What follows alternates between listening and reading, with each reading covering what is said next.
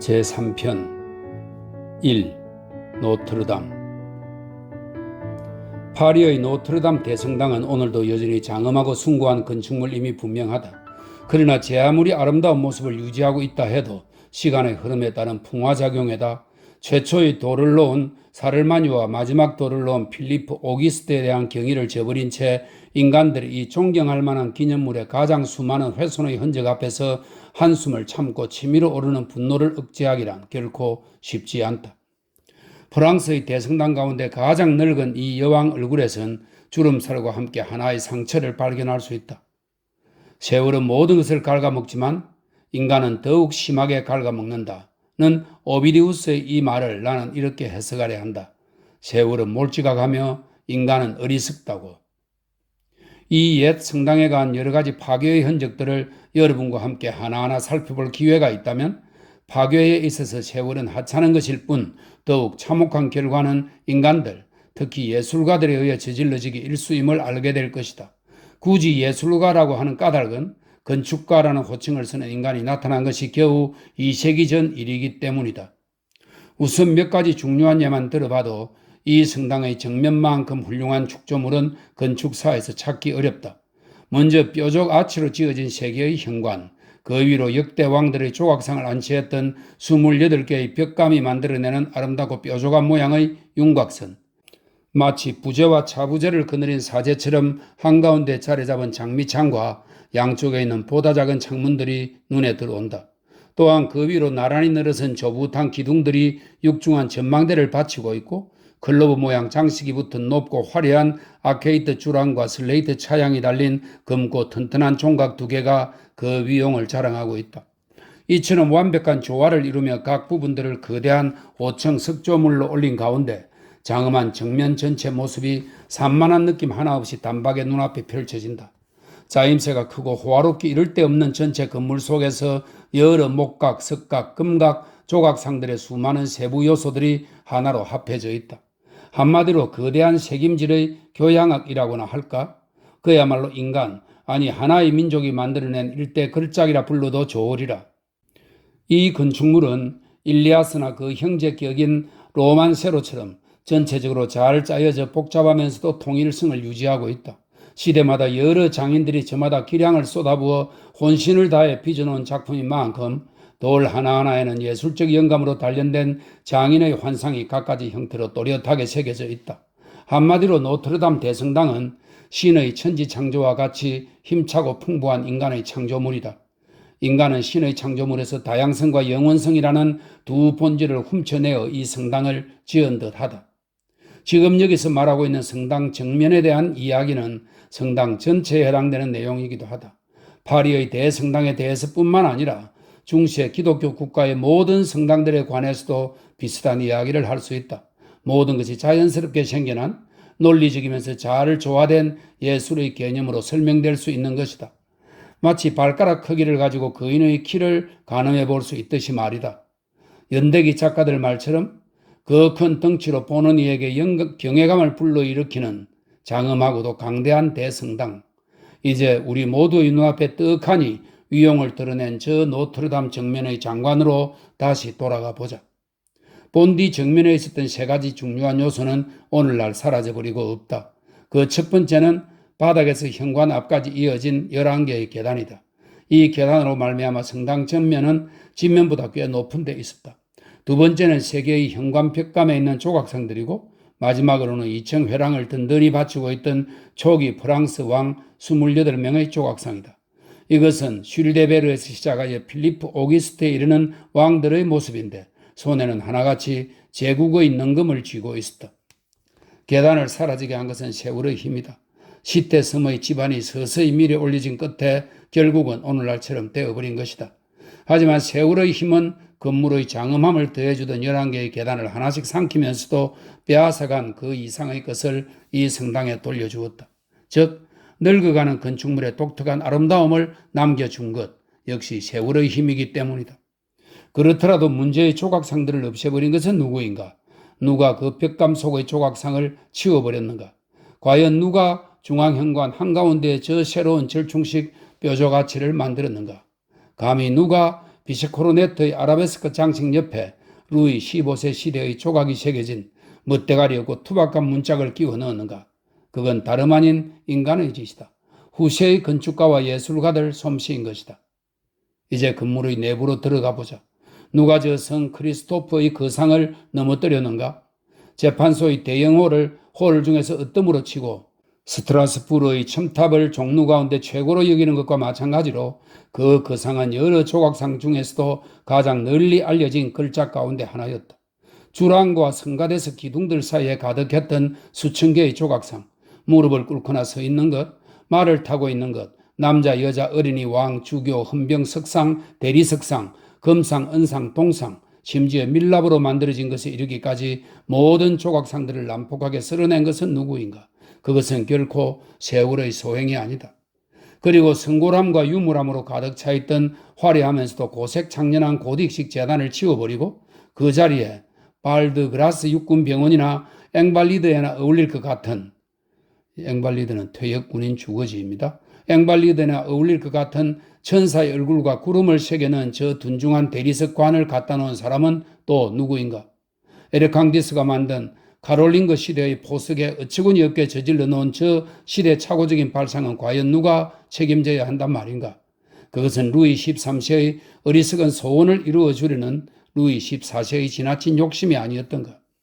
또한 우리 선조들이 경이롭게 바라보던 현관 정면의 장미창과 후진의 뾰족아치 사이에 그 색깔도 선명하던 스테인드 그라스를 떼어버리고 차갑고 투명한 흰 유리를 끼워 넣은 건 대체 누구였는가?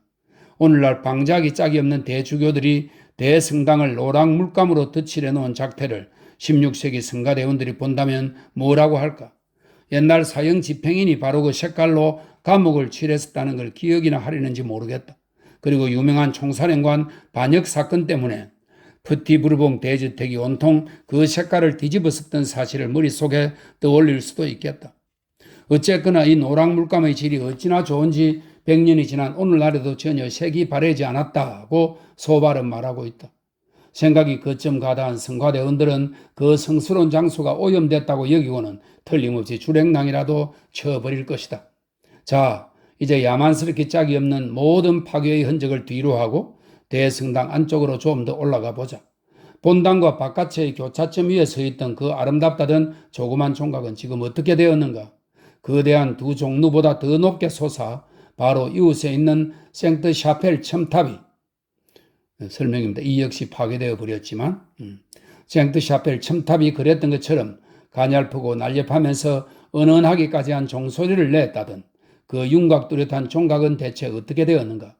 감시관이 뛰어난 어느 건축가께서, 이 1787년의 일이다 하는 설명이 있습니다.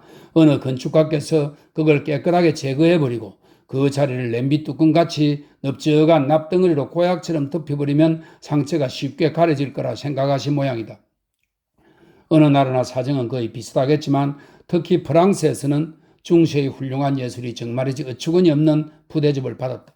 원인은 세 가지 정도로 나눌 수 있는데 각 원인에 따른 상처의 깊이는 저마다 다르다. 첫째, 세월이 알게 모르게 여기저기 구멍을 내고 표면 전체를 녹슬게 했다. 둘째, 자고로 정치적 종교적 혁명일수록 맹목적인 분노가 판을 치기 마련이어서 누구든 느닷없이 들이닥쳐 건물의 훌륭한 의상과도 같은 조각품이나 기타 세공품들을 마구잡이로 때려 부수고 장미창을 박살냈다. 아라베스크 장식을 포함한 작은 상들을 닥치는 대로 망가뜨리는가 하면 자기들의 주교관이나 왕관을 위해 조상들의 유품을 제멋대로 날치게 하는 일이 허다했다. 셋째, 유행이라는 흐름의 회개망측한 꼬락서니가 날이 갈수록 그야말로 점입가경이었던 것이다. 이는 르네상스라는 엄청난 혼란의 소용돌이 속에서 급격한 방향전환을 거치는 가운데 건축가들의 변질과 타락을 불러일으킨 원인으로 작용했다. 혁명보다 유행이 더 큰 피해를 끼친 셈이다. 유행은 건축의 핵심에 파고들어 예술의 골조를 무너뜨렸다. 수많은 건축물들의 형식과 상징, 논리, 미적인 측면에서 갈갈이 찢고 산산이 허물어 버렸다. 또한 유행은 모든 걸 새로 만들어버리는 데 반해 세월이나 혁명은 결코 그런 엄두조차 내지 못하는 것이다.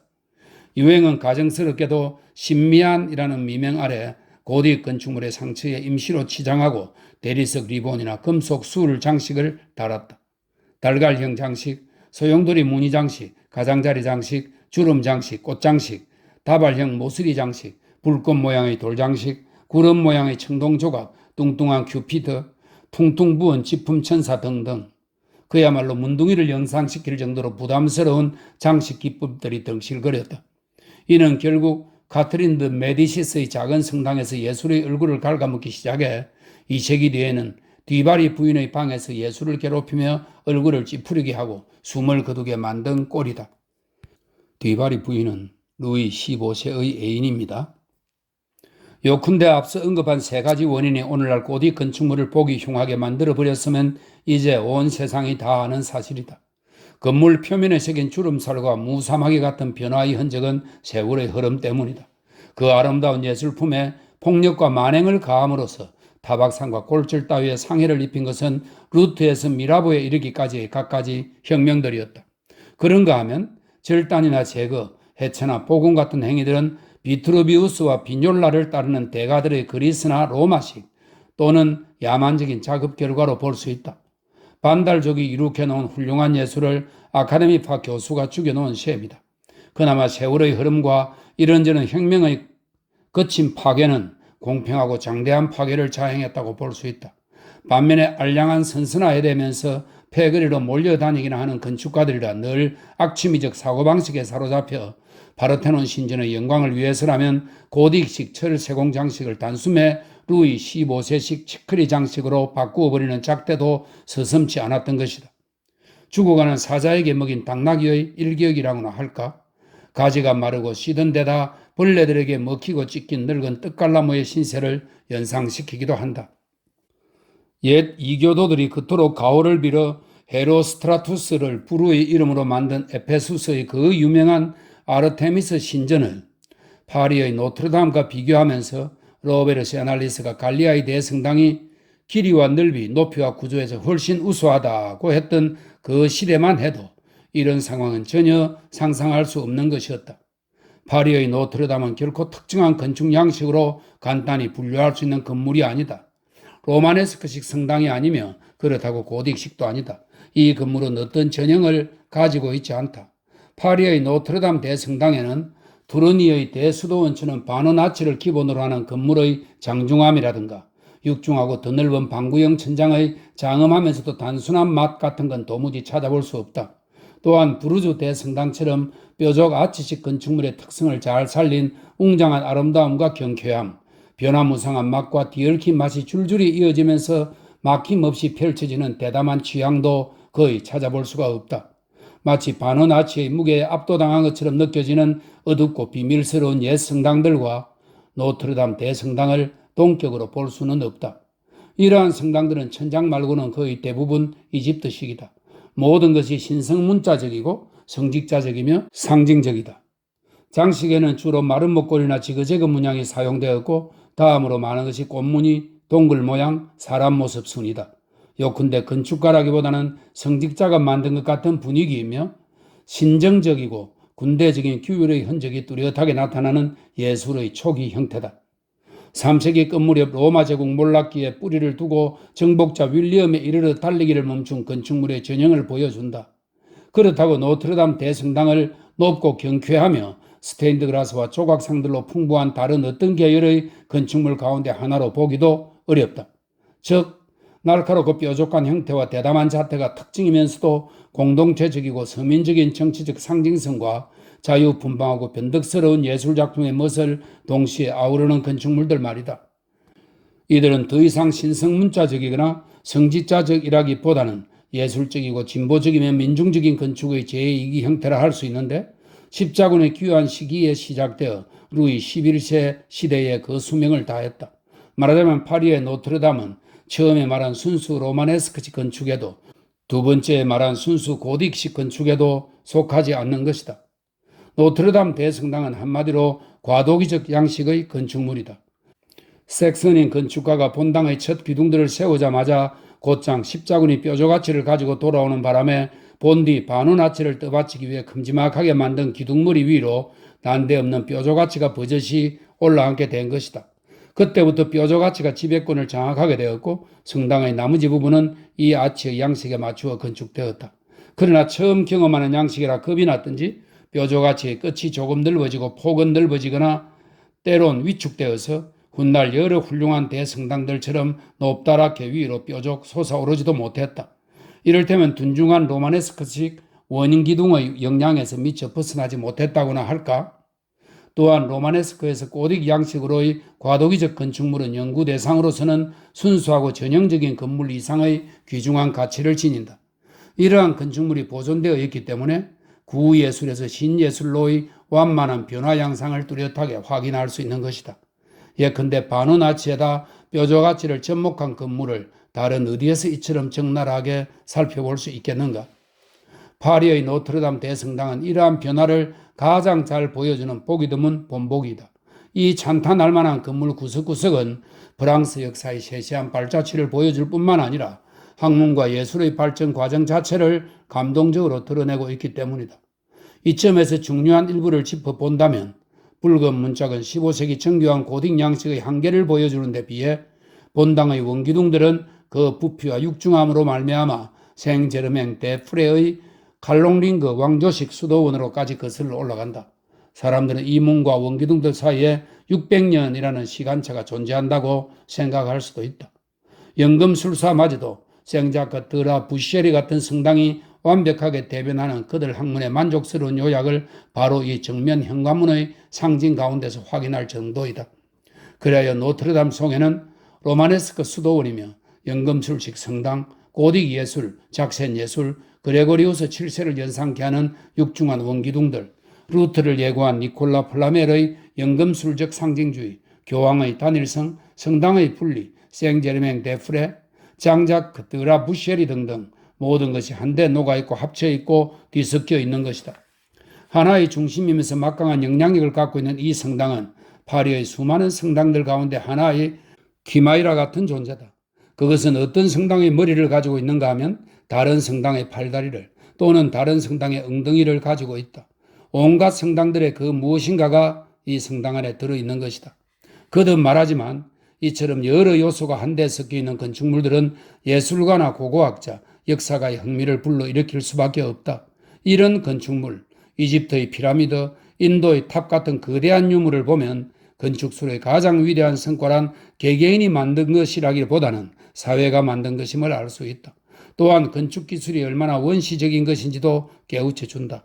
그런 건축은 천재적인 사람들이 만든 것이라기보다는 오히려 일련의 진통을 겪은 민중이 노력한 산물임을 느끼게 한다.